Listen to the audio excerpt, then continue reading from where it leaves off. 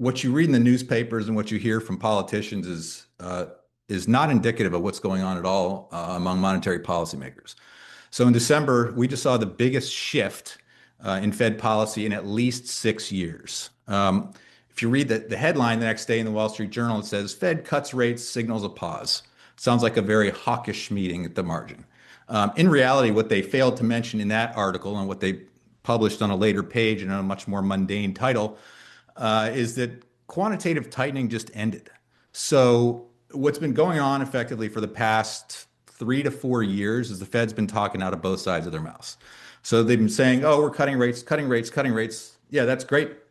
But if you look at what they're actually doing, they're allowing their balance sheet to shrink. So we've seen the biggest shrinkage in liquidity over the past 3 to 4 years in the history of the United States Federal Reserve. And so the shift in December is incredibly significant because there's a handful of ways that the Fed can influence monetary policy, asset prices, and activity across the economy.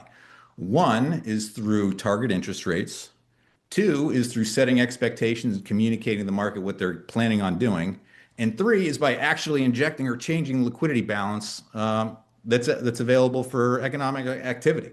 And so what happened was while they were, again, cutting rates, they were removing liquidity. And so what just happened in December was they completely changed course on that.